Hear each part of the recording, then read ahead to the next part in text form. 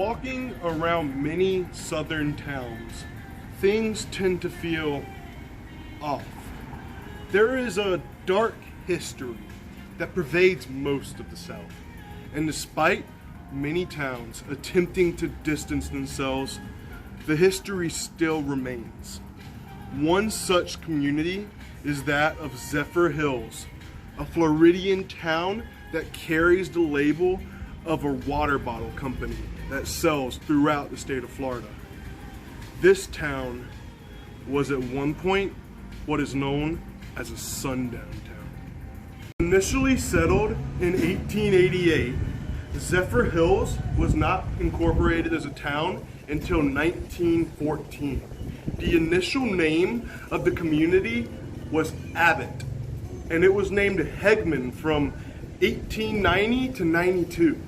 The town name became Zephyrhills in 1910, named after the Zephyrhills Colony Company, which was founded by Pennsylvania Civil War veteran Captain Howard Jeffreys and intended to build a colony for Union Civil War veterans in the region.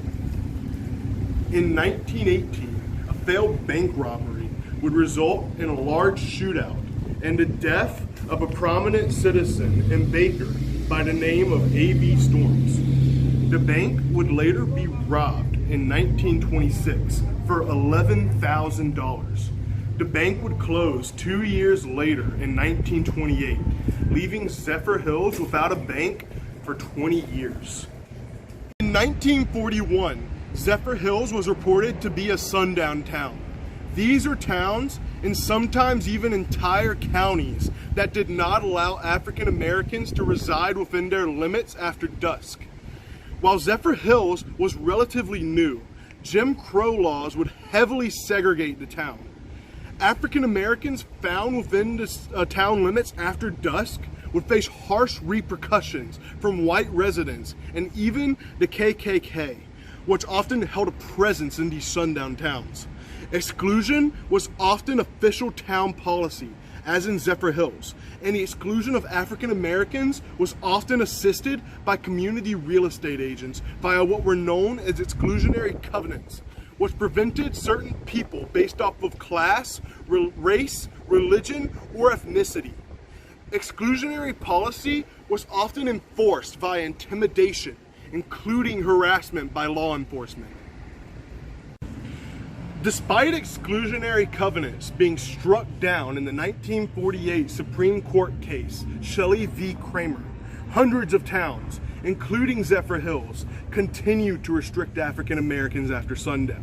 Sociologist James William Lowen would write in his book, Sundown Towns, a hidden dimension of racism, that it is impossible to precisely count the number of sundown towns at any given time, because most towns do not keep records of their times as sundown towns, more than likely out of shame. Lowen also goes on to state that African Americans found in those places after dark were subject to harassment, threats, violence, and even lynching. With the coming of the Civil Rights Movement, the 1954 Supreme Court case, Brown v. Board of Education, would rule segregation of schools unconstitutional, and the 1968 Fair Housing Act would prohibit racial discrimination in the sale, rental, and financing of housing. Since the 1960s, the number of sundown towns has decreased, but they still exist. While Zephyrhills may not be a sundown town in the modern day, the fact that it once was is disgusting, and it may be something to think about the next time you crack open a bottle of Zephyrhills water.